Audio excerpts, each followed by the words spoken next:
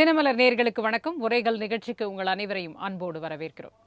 கரூர் கூட்ட நெரிசல் சம்பவத்தில் சிக்கி 41 பேர் உயிரிழந்த அந்த சம்பவத்தில் அந்த வழக்கிற்கு எதிராக முதலமைச்சரும் ஆதவ் அர்ஜுனா அவர்களும் அங்கே வந்து போகக்கூடாது, அங்கே அந்த மக்களை சந்திக்க கூடாது அப்படின்ற மாதிரியான ஒரு விஷயம் அங்கே நடக்கக்கூடாது. ஏன்னா சாட்சிகளை அது கலைக்கக்கூடும். அவர்களை சென்று சந்தித்து அவர்களுக்கு வந்து கருணை அடிப்படையில் பணி நியமன ஆணைகளோ இல்லை நிவாரண உதவிகளையோ வழங்கினால் அது வந்து அந்த வழக்கு விசாரணையை பாதிக்கும் அப்படின்னு அவர்களுக்கு எதிராக திமுகவின் RS பாரதி அவர்கள் உச்சநீதிமன்றத்தில் வழக்கு தொடர்ந்திருந்தார். அந்த மனு விசாரணைக்கு வந்தபோது நீதிபதிகள் அடுக்கடுக்கான கேள்விகளை கேட்டதை தொடர்ந்து அந்த மனுவை திமுகவே திரும்ப பெற்றுவிட்டது. அதை தொடர்ந்து அந்த வழக்கையும் முடிச்சு வச்சுட்டாங்க, நிராகரித்து விட்டது உச்சநீதிமன்றம் அந்த விசாரணைக்கு எடுத்துக்கொள்ளவே அப்படின்ற ஒரு விஷயத்தை வந்து நம்ம பார்க்கிறோம். எதற்காக திமுக இப்படி ஒரு புகாரை எடுத்துக்கொண்டு இப்படி ஒரு மனுவை எடுத்துக்கொண்டு நீதிமன்றம் வரை சென்றது? அதுவும் நீதிபதிகள் வந்து பயங்கரமான கண்டனம். அதாவது ஒரு சென்டென்ஸ்க்கே இன்னொரு கேள்வி கேட்குறாங்க, இன்னொரு கேள்வி கேட்குறாங்க, அடுக்கடுக்கா ஒரு கேள்வி ஒரு பதில், ஒரு கேள்வி ஒரு பதில் போட்டு கடைசியாக அவங்க மனுவை நாங்கள் வாபஸ் பெறுறோம் அப்படின்ற அளவிற்கு போகிற அளவுக்கு அந்த ஒரு கான்வர்சேஷனே இருந்தது அப்படிங்கிறத பார்க்குறோம். ஸோ இப்படி வந்து நீதிமன்ற படிக்கட்டு மேலே ஏறி இந்த அளவிற்கு ஒரு அடி வாங்கி இருக்கிறதா திமுக அப்படின்ற கேள்வியும், இதற்காக தான் கோர்ட்டுப்படி ஏறியதா அப்படின்ற ஒரு கேள்வியும் இருக்கிறது. எதற்காக சென்றார்கள், அதன் மூலம் அவர்களுக்கு என்ன கிடைத்தது, இப்படி வழக்கு தொடருது அப்படிங்கிறது நிஜமாவே கோர்ட் டைமும் வேஸ்ட்டு, வந்து இவங்க டைமும் வேஸ்ட்டு அப்படிங்கிறதையும் புரிஞ்சுக்க முடிகிறது. இப்படிப்பட்ட ஒரு இதை மையமாக வச்சு தான் இன்னைக்கு நம்ம விவாதம் நடத்த இருக்கிறோம்.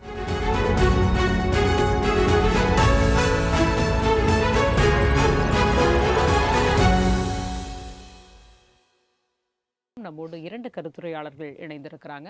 முதலாவதாக ஸ்டூடியோவில் நம்மோடு இணைஞ்சிருக்கிறாரு ஓய்வு பெற்ற மூத்த IAS அதிகாரி திரு சவுண்டையா அவர்கள். வணக்கம் சார். மற்றும் இணையம் வழியாக இணைந்திருக்கிறார் மூத்த பத்திரிகையாளர் திரு ஆதித்தன் அவர்கள். வணக்கம் சார். வணக்கம் சார். எப்படி பார்க்குறீங்க நேற்றைக்கு நீதிமன்றத்தில் நடந்த விஷயங்களை எப்படி பார்க்குறீங்க? அந்த மனுக்காக கேட்கப்பட்ட கேள்விகள், அது நீதிபதி கேட்ட கேள்வி, இவங்க கொடுத்த பதில், எப்படி பார்க்குறீங்க ஒட்டுமொத்தமாக கோர்ட் விவகாரத்தை?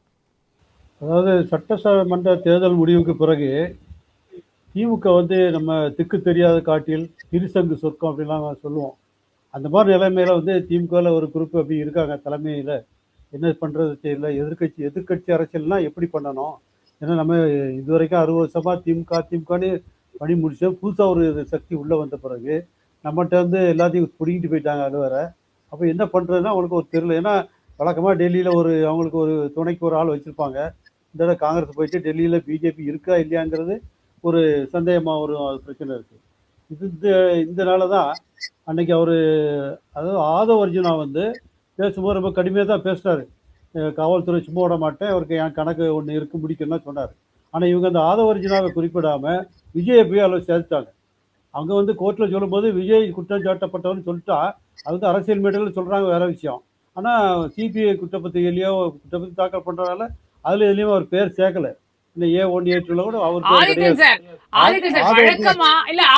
வழக்கமா திமுக வந்து வழக்கறிஞா ரொம்ப ஸ்ட்ராங்கா இருப்பாங்க. ஒரு மாதிரி ஒரு கேஸ எடுத்துக்கிட்டாங்கன்னா அதுல கொடுக்கிற பாயிண்ட்ஸ்ல கண்டிப்பா அவங்க என்ன வேணுமோ அதை அங்க இருந்து அங்க தீர்ப்பை வாங்கிடுவாங்க அப்படிங்கிற மாதிரியான ஒரு பிம்பம் தான் இருந்தது. ஆனா ஏன் ரொம்ப ஒரு தடுமாறிட்டாங்களோ நேற்றைக்கு அப்படின்னு தான் வந்து பார்க்கும்போது தோணுது. ஏற்கனவே நம்ம திருப்பரங்குன்றம் வழக்கிலேயே அவங்க தடுமாறினாங்க. இந்த முன்ன அவங்க ஆட்சியில் இருக்கும்போதே ரொம்ப எல்லாம் பண்ணாங்க, மாட்டிக்கிட்டாங்க. இப்போ வந்து இப்போ ஆலந்தூர் பாருன்னா அவருக்கு ஒரு ரஞ்சித் குமார்னு பண்ணுறாங்க. இருந்தாலும் வில்சன் தான் சட்டத்துறை அவங்க இப்படி பார்த்துட்டு இருக்காரு. வில்சனை எவ்வளோ நாளைக்கு நம்ப போகிறாங்கன்னு தெரியல. ஏன்னா தொடர்ந்து அவங்களோட இது வந்து முன்னாள் சண்முக சுந்தரம் அவங்களாம் இருக்கும்போது எப்படிலாம் பண்ணாங்களோ அந்த அளவு இல்லை. இப்போ அவர் அவங்க திமுகனாலே சட்டம் படித்த அதிகம் பேர் அங்கே இருப்பாங்க, ரொம்ப பேர் இருப்பாங்க, முக்கிய பொறுப்புகள்லாம் இருப்பாங்க.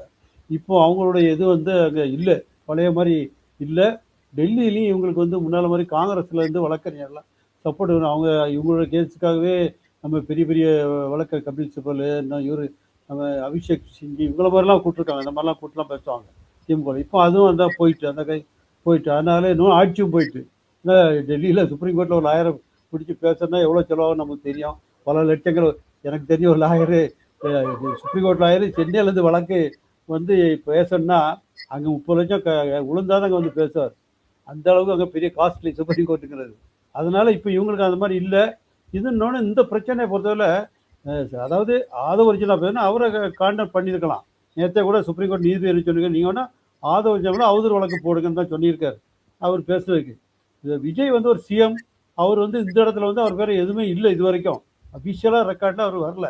அப்படி இருக்கும்போது நீங்கள் ஏன் போறீங்க தான் அவர் வந்து நீதிபதி கடுமையாக கண்டித்து அரசியல் மடி ஆக்காங்க அப்படிலாம் கடுமையாக அவரை கேஸே அவங்கள தூக்கிட்டு ஓடுற மாதிரி பண்ணிட்டாங்க.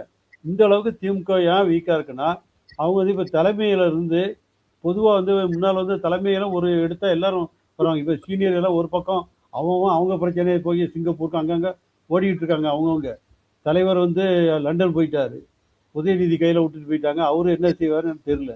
இதான் பிரச்சனை அவங்களுக்கு. அவங்களுக்கு முக்கியமான ஆளுநர்னா பிரிஞ்சு கிடக்காங்க. ஒற்றுமையாக வந்து ஒன்றா திரண்டு ஒரு அமைப்பாக இருந்து உயர்மட்ட தலைவர் குழுலாம் கூடியெல்லாம் பண்ணுவாங்க. இப்போ அது மாதிரி ஒரு இதே கிடையாது.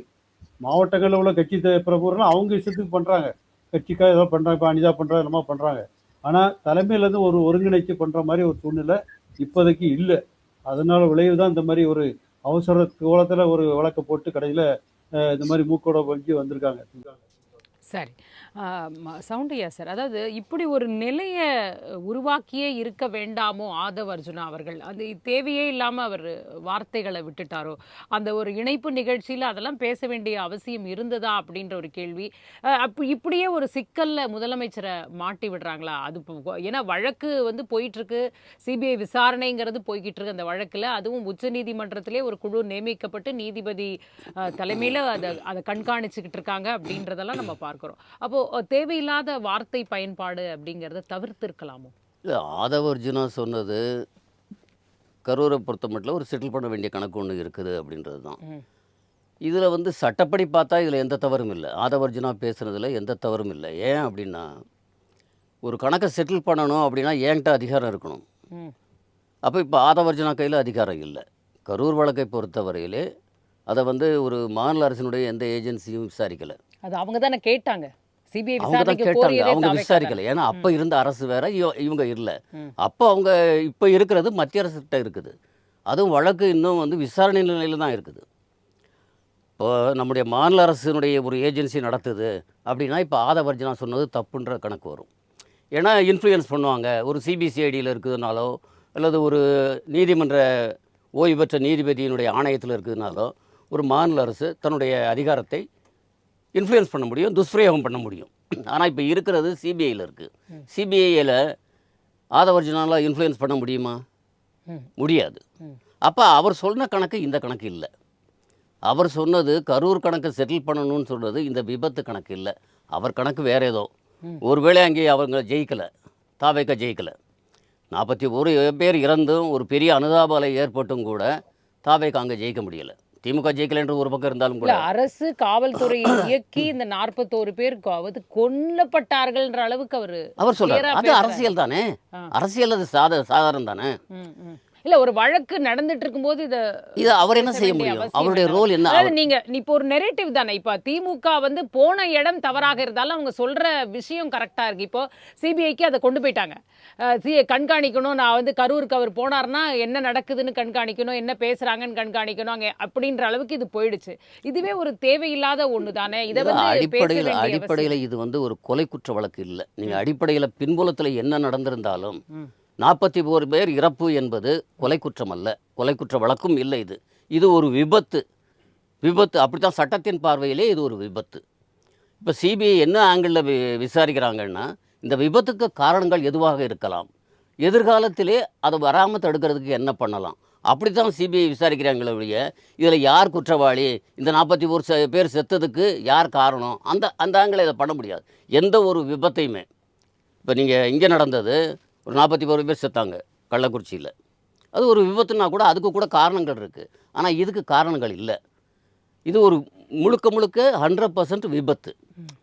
விபத்துனாலும் இதுக்கான எங்கேயோ நெக்லிஜென்ஸ் இருந்திருக்கு. அதனுடைய ரிசல்ட் நெக்லிஜென்ஸ் இருக்கலாம், அது பின்புலத்தில் இருக்கலாம். அதை வந்து கண்டுபிடிக்க வேண்டியது சிபிஐ கண்டுபிடிக்கிறாங்க. இருந்தாலும் இதை விபத்து தனிப்பட்ட ஒருத்தர் பேரில் இதில் வந்து குற்றச்சாட்டு ஏற்படுத்த முடியாது. விஜய் பேர்லையோ ஆதவ அர்ஜுனா பேர்லையோ அல்லது செந்தில் பாலாஜி பேர்லையோ அங்கிருந்த காவல்துறை அதிகாரிகள் பேர்லையோ மாவட்ட ஆட்சித்தலைவர் பேர்லையோ யார் பேர்லையும் இதுக்கு வந்து ரெஸ்பான்சிபிலிட்டி ஃபிக்ஸ் பண்ண முடியாது. ஏன்னா இது பியூராக விபத்து. விபத்துக்கு காரணங்கள் சிலது இருக்கலாம். ம். ஒரு ஆடு குறுக்க வந்துருச்சு, அப்போ பிரேக் பிடிச்சாரு, நடந்துருச்சு அப்படின்னு சொல்லலாம். அது மாதிரி காரணங்கள் எதுவாக இருந்தாலும் இது விபத்து தான். இது விபத்து என்ற பார்வையில் தான் சிபிஐ அணுகுறாங்க. அதனால் இதை முழுக்க முழுக்க விசாரணை செய்ய போகிறது அவங்க தான். இது இல்ல இப்போ அவங்கள போய் சந்திச்சு இப்போ வந்து பணி நியமன ஆணைகள்லாம் கொடுத்தாக்கா அதை பார்க்கும் பொழுது என்னை இப்போ நான் பாதிக்கப்பட்டவங்க, நான் எனக்கு ஒரு வேலை கிடைக்கும் பொழுது நான் அரசுக்கு எதிராகவோ இல்லை தாவேகா கட்சிக்கு எதிராகவோ நான் பேச மாட்டேன்ல. அப்போ வேற பக்கம் அதை இப்போ என்ன கேள்வி கேட்கும்போது வேற பக்கம் திருப்பி விடுறதுக்கான அதை தான் அவங்க சொல்றாங்க. அதை சாட்சிகளுடைய முதல்ல இந்த விபத்துல தாவேகாவுக்கு அகேன்ஸ்டா என்ன இருக்கு? தாவேகா அகேன்ஸ்டா ஒன்றும் இல்லையே. நீங்கள் என்ன சொல்வீங்க? விஜய் வந்து லேட்டாக போனார், அதுதானே சொல்கிறீங்க. அப்புறம் காவல்துறையினர் வந்து வேண்டான்னு சொல்லியும் அந்த இடத்து வரைக்கும் அந்த இடத்துல போய் அங்கே நின்னாரு. அந்த முன்னாடியே நின்று இருந்திருக்கணும், ஏன்னா க்ரௌடு நேரம் ஆக ஜாஸ்தி ஆயிடுச்சு. ஸோ காவல்துறையினர் வந்து தடுத்தோம், ஆனால் அவங்க கேட்கலன்ற விஷயத்தையும் காவல்துறையினர் சொல்கிறாங்க. பட் அந்த இடத்துல நீங்கள் ஒரு 3 மணிலேருந்து 7 மணிக்குள்ளே போகலாம், அப்படித்தான் அவங்க அனுமதி கொடுத்துருக்காங்களே ஒழிய 3 மணிக்கு போகணும். நீங்கள் இதுவரைக்கும் தமிழ்நாட்டில் இந்த 70 வருஷம் 80 வருஷத்தில் எந்த அரசியல் நிகழ்ச்சிக்கு எந்த அரசியல் தலைவர் சரியான நேரத்துக்கு போயிருக்கிறாரு? எந்த தலைவருமே போனதில்லை. ஆனந்த் அவர்கள் போஸ்ட் போட்டாரு முன்னாடியே சோசியல் மீடியால, வந்துருவார் தலைவர், இன்னும் கொஞ்ச நேரத்துல வந்துருவார் அப்படின்னு போட அங்க கும்பல் ரைஸ் ஆயிடுச்சு. அதுக்கப்புறமே 4 மணி நேரம் ஜாஸ்தியா போச்சு அப்படின்ற ஒரு விஷயங்கள் தேவையில்லாம எல்லாரும் வாங்கன்னு முன்னாடியே கூப்பிட்டுட்டாரு. அது அப்படி இல்லாமும் இது இயற்கை தானே.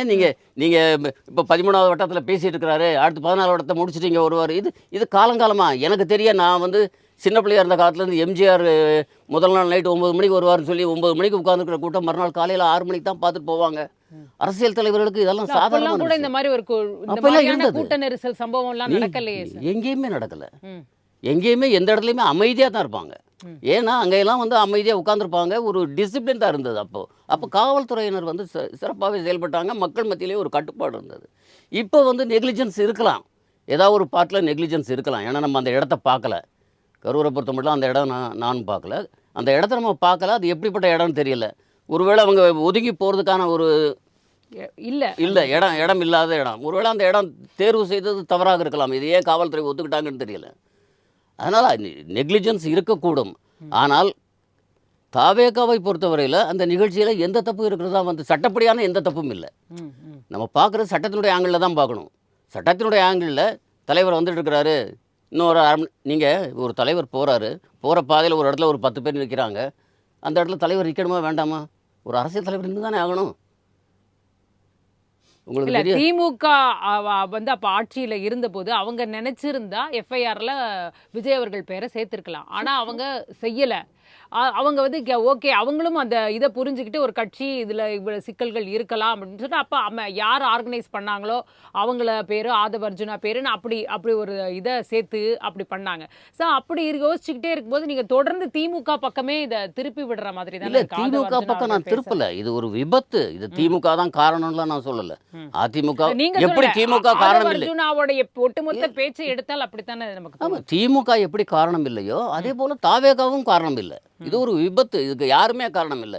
இவங்கள காரணம் சொல்லும்பொழுது அவங்க இவங்கள காரணம் சொல்லுவாங்க. இது அரசியல் தானே. அதைத்தானே ஆதவ அர்ஜுனா செய்கிறாரு. நீங்கள் தாவேகாவை குற்றம் சாட்டுறீங்க. எந்த அரசியல் தலைவர், ஏன் நீங்கள் உதாரணத்துக்கு எடுத்துக்கோங்க, டாக்டர் கலைஞர் வந்து அவர் ட்ரெயினே திருச்சியிலேருந்து புறப்பட்டா இங்கே வந்து சேர்றதுக்கு 2 மணி நேரம் லேட் ஆகும். வர்ற எல்லா ஸ்டேஷன்லையும் ட்ரெயினே நிப்பாட்டுவாங்க. அப்படித்தான் வந்திருக்குது. இது வந்து வரலாறு. அப்போ எந்த இடத்துல போனாலும் ஒரு தலைவர் போனாலும் குறிப்பிட்ட எந்த நேரத்துக்கு வரவே முடியாது. ஈவன் நீங்கள் அரசு நிகழ்ச்சியை எடுத்துக்கோங்க, பெரிய தலைவர்கள் வந்துக்கிற முதல்வர் போன்ற பெரிய தலைவர்கள் வந்துக்கிற அரசு நிகழ்ச்சி எடுத்துக்கோங்க. எந்த நிகழ்ச்சி சொன்ன நேரத்துக்கு நடந்திருக்கு? இந்த நாட்டில் ஜனாதிபதியும் பிரைம் மினிஸ்டரும் 2 பேரும் கவர்மெண்ட் ஃபங்க்ஷனுக்கு வந்தால் மட்டும்தான் அந்த மினிட் டு மினிட் ப்ரோக்ராம் போட்டு அந்த நேரத்துக்கு வருவாங்க.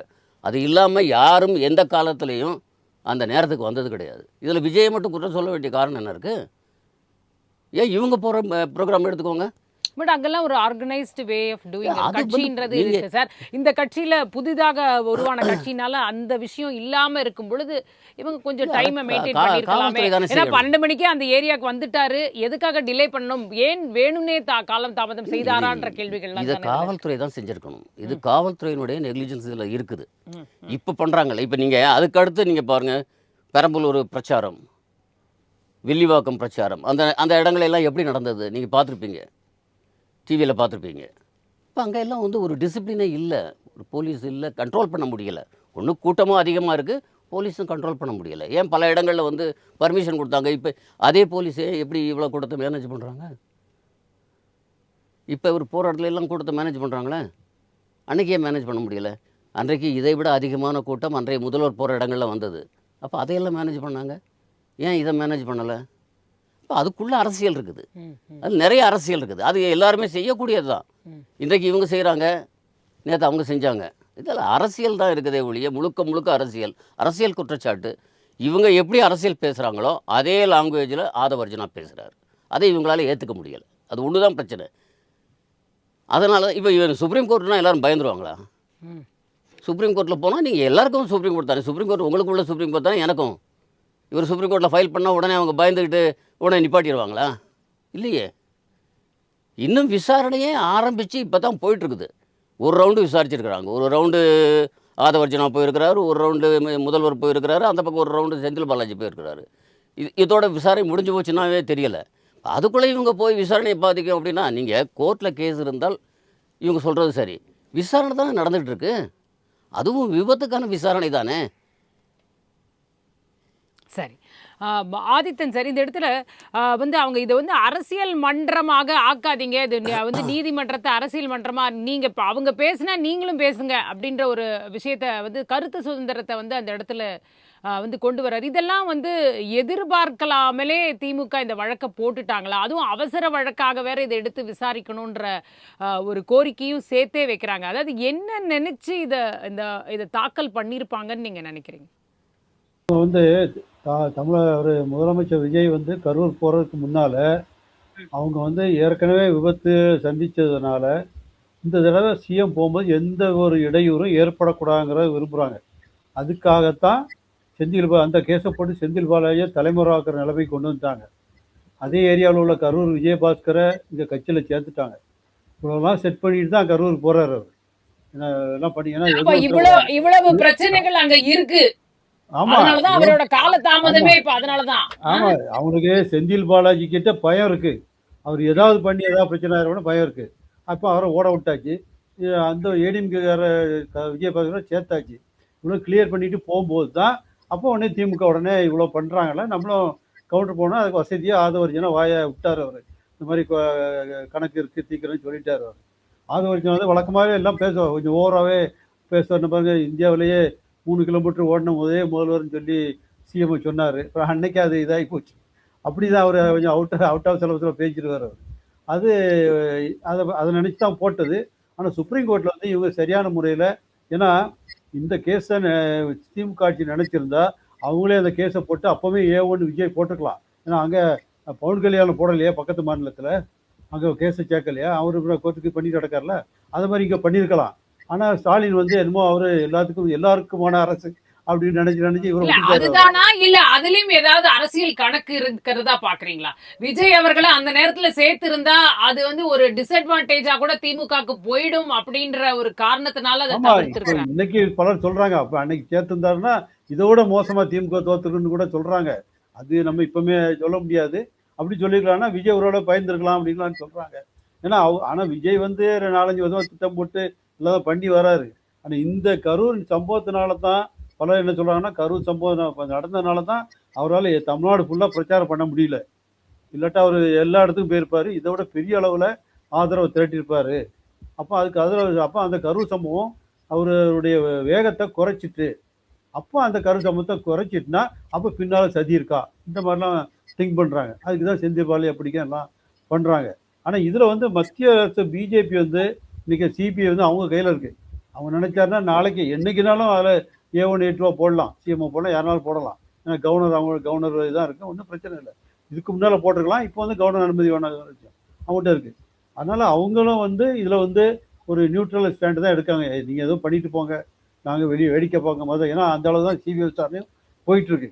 ஏன்னா தமிழ்நாடு போலீஸ் விசாரித்து கொடுத்ததை வச்சு தான் அடுத்த செட்டில் தான் சிபிஐ போதே தவிர புதுசாக ஒன்றும் பண்ணலை. இவங்களுடைய விசாரித்து அந்த இதை ஒப்படைச்சிட்டாங்க சிபிஐ. அவங்க அடுத்த கட்டமாக போடுறாங்க, அது அடுத்த கட்டம் தான் வரும். அதனால இந்த விஷயத்தை பொறுத்தவரையில் திமுக கொஞ்சம் அவசரப்பட்டாங்க இந்த கேஸ் மேட்ரு போனதில். ஏன்னா ஆதவர்ஜனா மட்டும் போயிருந்தாங்கன்னா நேற்று வேற ஏதாவது தீர்ப்பு வாங்கியிருக்கலாம். விஜய் போனதுனால சிஎம்ங்கும் போது உச்சநீதிமன்றம் இன்னொரு வெயிட்டேஜ் கொடுக்குறாங்க. அதனால தான் அரசியல் பண்ணுறாங்கன்னு சொல்லி கண்டிச்சு விட்டாங்க. ஏன்னா பல சமயம் உச்சநீதிமன்றம் தெரிவித்த கருத்தினாலே பெரிய அரசியல் கலைபரமே ஏற்பட்டிருக்கு நாடுகளில், வெளியில் இப்போ வந்திருக்கு. இப்போ அவங்க ரிப்பீட்டாக இப்போ அவங்களே சொல்கிறாங்க, நம்ம அரசியல்வாதிகளை அவங்க கண்டிக்கிறாங்க, இந்த மாதிரி பண்ணுறாங்க. சரி. சவுண்டியா செந்தில் பாலாஜி சார் சொல்லும்போது சொன்னார், செந்தில் பாலாஜியை கண்டு கொஞ்சம் பயப்படுறாங்கப்பா திமுக. அதனால தான் பாருங்க டக்குன்னு தாவேக்கா, ஏன்னா அதனால தான் டக்குன்னு ஒரு கேஸை வந்து ஒரு, ஏன்னா இன்னைக்கு வந்து முன்ஜாமீனுக்கு வந்து போயிருக்காரு செந்தில் பாலாஜி அவர்கள். அவர் சொல்றாரு, என்ன ஆதாரம் இருக்கு இவங்க கிட்ட, என்ன பண்ணாங்க, எனக்கு வெறும் வந்து விசாரணை யாரை பண்ணாங்களோ அவங்க ஒரு பேரை சொன்னாங்கன்ற அடிப்படையில் இவங்க கைதுக்கெல்லாம் வரக்கூடாது, ப்ராப்பரா ஆதாரம் இருந்தால் தான் இவங்க வந்து இந்த விஷயத்தில் வரணும். ஏன்னா எனக்கு நம்பிக்கை இல்லை, இவங்க வந்து வேணும்னே கரூர் விஷயத்தில் என்னை சிக்க வைக்கிறதுக்காக பார்க்குறாங்க அப்படின்ற ஒரு விஷயத்தை சொல்லி தான் இன்னைக்கு வந்து அந்த முன்ஜாமீனை கேட்டிருக்கிறத நம்ம பார்க்குறோம். ஸோ நிஜமாவே செந்தில் பாலாஜி அவர்களை கண்டு பயப்படுகிறதா தாவே? செந்தில் பாலாஜி எல்லாம் உங்களுக்கு ஒரு பொருட்டே கிடையாது. நீங்கள் செந்தில் பாலாஜி அங்கே லோக்கல் போலீஸே டீல் பண்ணிக்குவாங்க. கட்சி யார் இருக்காங்க அப்படின்றது தான் அங்கே மெயினே ஒழிய, நீங்கள் செந்தில் பாலாஜி ஒரு ஆளே கிடையாது. இந்த ஆட்சியில லோக்கல்ல இருக்கிற போலீஸ் ஸ்டேஷனே இல்ல. இப்ப நடுவுல என்னென்ன பிரச்சனை வந்ததோ, இப்ப வந்து டாஸ்மாக் விவகாரத்தை பத்தி பேசும்போதும் அவர் தான் வந்து ரிப்ளை கொடுக்கறத பார்த்தோம். மின்துறை பத்தி பேசும்பொழுதும் இங்க என்ன இருக்கு, எல்லாம் டிரான்ஸ்பரண்டா தான் இருக்கு, எல்லாமே போயிட்டு இருக்கு, இந்த பணியாளர்களை வச்சுதான்ப்பா நாங்க வேலை வாங்கணும், உங்களால ஏன் வாங்க முடியலன்ற அளவுக்கு அவரு தான் வெளியில வந்து கேள்விகளை முன் வச்சாரு. சோ தொடர்ச்சியா ஒரு குடைச்சல் கொடுக்கறாரு. சோ கரூருக்கு போகும்போதும் ஏதாவது வந்து நமக்கு வரக்கூடும், அதெல்லாம் முதல்ல கிளியர் பண்ணிக்கிட்டு நம்ம போவோம். அவரு வந்து இப்போ தாவேகா எம்எல்ஏக்களை பேரம் பேசுறாரு அப்படின்னு ஆதாரங்கள் வேணும்ன்றாரு. ஆதாரங்கள் இல்லாம போலீஸ் போக மாட்டாங்க. போலீஸ் அப்படி போனாங்கன்னா இவருக்கு அங்கேயே ஜட்ஜி பெயிலில் விட்டுற போறாரு. ஆதாரங்கள் இல்லை அப்படின்னா அது இந்த நேரத்தில் நம்ம எப்படி சொல்ல முடியும்? அரெஸ்ட் பண்றதுக்கு முன்னாடி எப்படி சொல்ல முடியும்? இல்ல, அதுதான் அவர் சொல்றாரு, ஆதாரமே காட்டுங்க, நீங்க ஆதாரத்தோட வரணும், இல்லன்னா என்ன அரெஸ்டே பண்ணக்கூடாதுன்றதுதான் அவருடைய கோரிக்கையாக இருக்கு. அவர் அப்படித்தான் சொன்னாரு. அப்புறம் இந்த கேஸ்ல இந்த டிரைவர் கண்டக்டர் அப்பாயின்மெண்ட்ல எடுத்து போட்டாங்களே, அவர் இல்லைன்னு தானே சொன்னாரு, நமக்கு முன்னாடி தானே சொன்னாரு. அப்புறம் பென் டிரைவ்ல இருக்குது, அங்கே இருக்குது, இங்கே இருக்குதுன்னு எடுத்து போட்ட பிறகு அவர் என்ன பண்ணாரு? போய் உடனே படுத்துக்கிட்டாரு, ஹாஸ்பிட்டல்ல படுத்துக்கிட்டாரு. அதானே பண்ணாரு. இப்பயும் வரிசையாக, அதாவது வரிசையா எல்லா அமைச்சர்கள் மேலயும் எதையாவது ஒண்ணு போட்டு ஒண்ணு ஃபாரின் போக வச்சிடலாம், இல்ல ஒரு நாளாவது அவங்கள வந்து போலீஸ் தூக்குற மாதிரி காமிச்சிட்டு அன்னைக்கு சாயங்காலமே விட்டா கூட பரவாயில்லன்ற மாதிரி கொஞ்சம் லூஸ் சென்ஸ்ல தான் கேஸ் போடுற மாதிரியாவே இது வந்து இப்போ உடனடியா எல்லார் பேர்லையும் கேஸ் போடலாம்.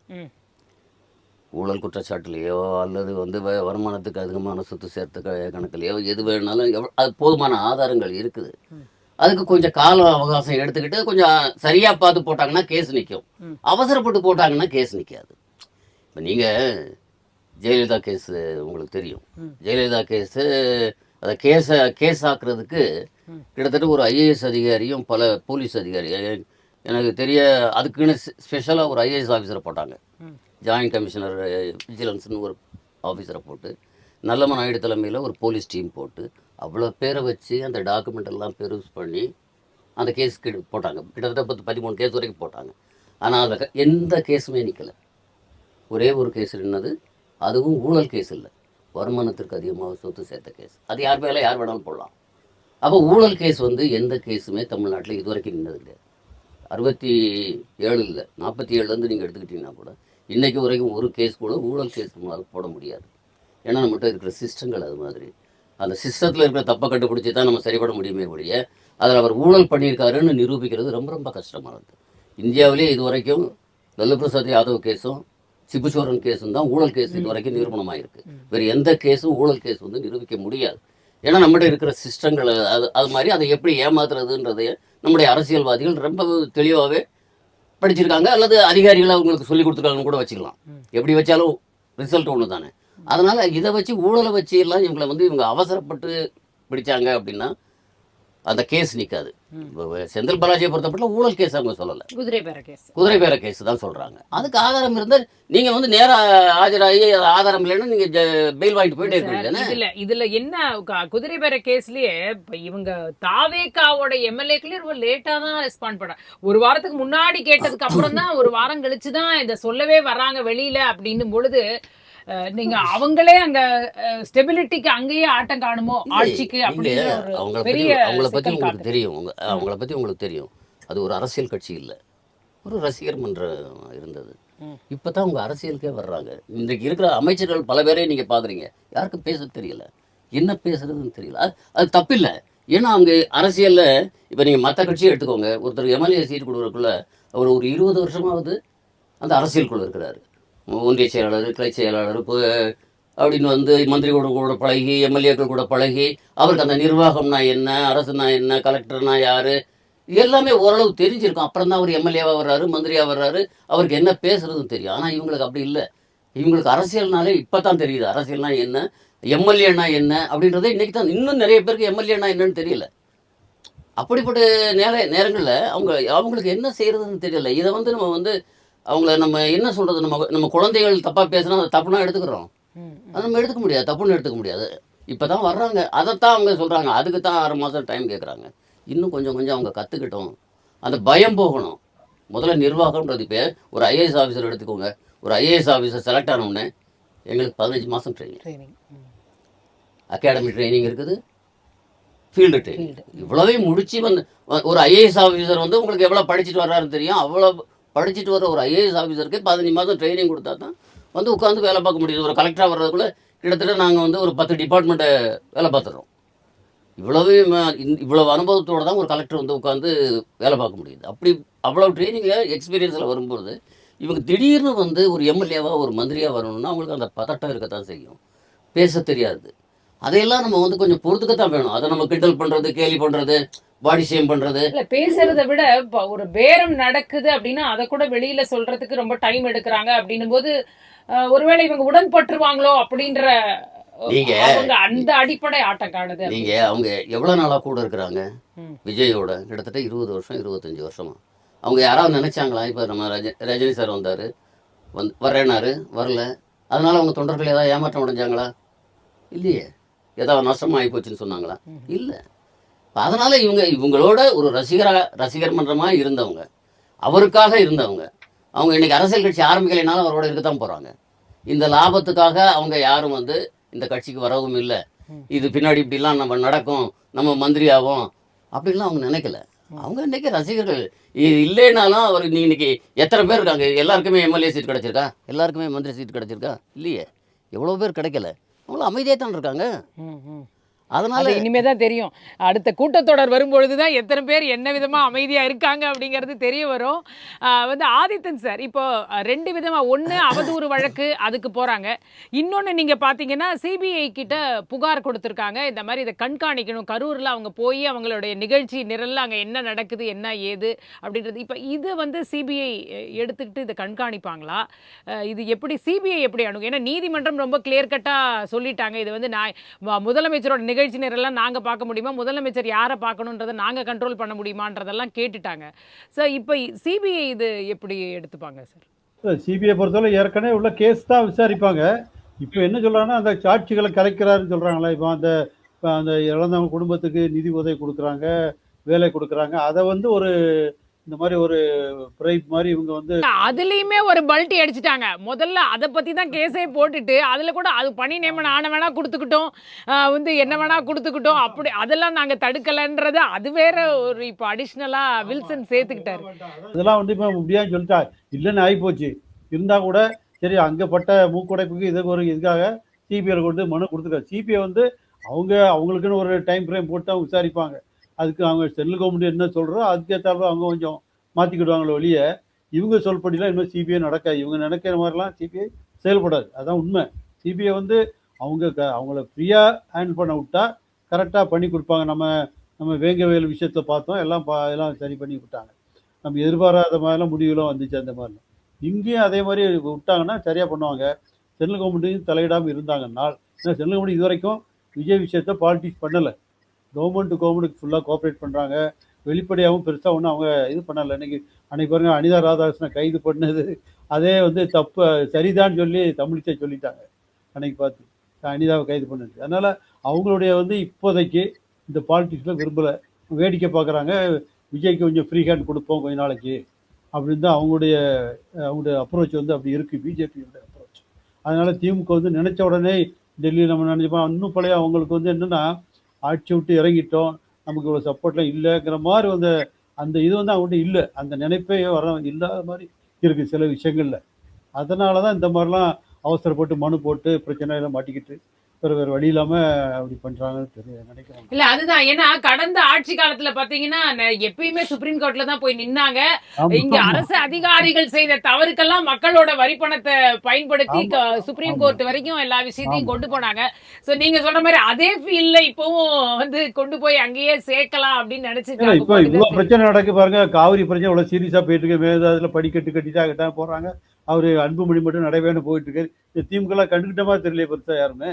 இதைத்தான் இங்கே தான் பேசிட்டு இருக்காங்க. அவங்களுக்கு அவங்க இந்த பேரம் பேச அந்த இதுதான் பிரச்சனை பண்ணி குதிரை பேரத்தை பேசிட்டாங்க. அது தமிழ்நாடு உயிர் பிரச்சனை. அதெல்லாம் அவங்க தீவிரம் காட்டின மாதிரி தெரியலையே திமுக. அதில் விட்டுட்டு இதை தான் பேசிட்டு குதிரை பேரம் தான் பேசிட்டு இருக்காங்க. அதனால அதையும் பார்க்கணும். அவங்க செந்தில் பாலாஜி அவர்களை காப்பாற்றணும்னு நினைக்கிறேன். ஏன்னா இது வந்து இந்த கரூர் வழக்கு வந்து எப்படி தப்பா போனா கூட சுத்தி வளைச்சு அங்க போய் நிக்கலாம்ன்ற வாய்ப்பு தெரியுது. அப்படி ஒரு நெரேட்டிவை இவங்க தாவேக்கா செட் பண்ண முயற்சிக்கிறாங்க. சோ அவரை காப்பாற்றணுன்றதுக்கு தான் இப்ப இவ்வளவு வேகமாக இந்த விஷயங்களை கோர்ட் வரைக்கும் எடுத்துட்டு போயிருக்காங்களா? அது செந்தில் பாலாஜி வந்து திமுக முக்கியமான நபர். அவரை புறக்கணிக்க முடியாத நபராக வளர்ந்துட்டார். கோயம்புத்தூர் அவர் அங்கங்கே வந்துட்டார். அதனால அவரை காப்பாற்றுன்னு நினைக்கிறாங்க. அது ஒரு முயற்சி தான். இன்னொன்று திமுகவில் இந்த தேர்தல் பாருங்க, இந்த ஆட்சி இந்த அமைப்பு முறையை மாத்திரம்லாம் சொல்லிட்டு இருக்காங்கல்ல, அதுன்னு ஒரு மாதம் ஆகும். அதனால இருக்கவங்க எல்லாம் ஸ்டாண்ட்ஸ்டில்லாக இருக்காங்க. என்ன செய்யறதுன்னு தெரியாம அவங்க சீனியர்லாம் அப்படியே ஒதுங்கி போய் உட்காந்துட்டு இருக்காங்க. இதை புதுசாக வந்தவங்க 4-5 பேர் பேசிட்டு இருக்காங்க. இதனால அங்கே வந்து ஒரு முடிவெடுக்க முடியாத ஒரு நிலைமை வந்து அங்கே இருக்கு. திமுகவில் இருந்து கொஞ்சம் பேர் வெளியே போக ஆரம்பிச்சிருக்காங்க. ஒருத்தரா முன்னால் ஏடிஎம்கே தான் ஃபுல்லாக போச்சு. திமுக எம்எல்ஏ எம்பி தான் போகலையே தவிர முக்கிய நபர்லாம் ஒன்று போகிறாங்க. அவங்களுடைய பெரிய ஒரு நம்ம ஜெகத் ரட்சகன் அவர் எம்பியோட பையனை போயிட்டாரு. அந்த மாதிரிலாம் கொஞ்சம் ஆரம்பிச்சிருக்காங்க. கலைராஜன் ஒருத்தர் போனார், ஏடிஎம்ல வந்து அவர் தான் அந்த மாதிரிலாம் போகிறாங்க. அதனால் அவங்க வந்து இந்த உள்கட்சி பிரச்சனை சமாளிக்கிறன்னு ஒரு மாதம் அதை தான் கவனிப்பாங்க. இதுக்கடையில் இதில் ஒரு அவசரப்பட்டு இந்த மாதிரி ஒரு சரியான டைரக்ஷன் தெரியாமல் போய் மாட்டிக்கிட்டான்னு தான் நினைக்கிறேன். இப்ப முதலமைச்சர் அங்க போய் சில பேர் அந்த பணி நியமன ஆணையை பத்தி ஒரு குறை சொல்லிக்கிட்டே இருக்காங்க. அதாவது இதுக்கெல்லாம் இந்த விஷயத்துக்கு வந்து ஒரு அரசு பணி அப்படிங்கறது வந்து ஒரு தவறான முன்னுதாரணம் ஆயிடும் அப்படின்னு சொல்றாங்க. நீங்க எப்படி பாக்குறீங்க? அதாவது ஆமா, இந்த மாதிரி இதில் வந்து எப்படின்னா இப்போ இது வந்து அரசு பணியின் குடும்பம். இது அவருடைய கட்சி நிகழ்ச்சி, ஒரு பொது நிகழ்ச்சி, கட்சி நிகழ்ச்சி, ஒரு அரசு நிகழ்ச்சி எதுவும் கிடையாது. இப்போ இதுக்கு முன்னாடி நடந்த ஒரு கட்சி நிகழ்ச்சி, அது தேர்தல் பிரச்சாரத்தில் நடந்தது. இது வந்து என்கொயரியில் இருக்கு, சிபிஐ என்கொயரி முடிவு எப்படி வரும்னு யாருக்கும் தெரியாது, இன்னும் தெரியாது.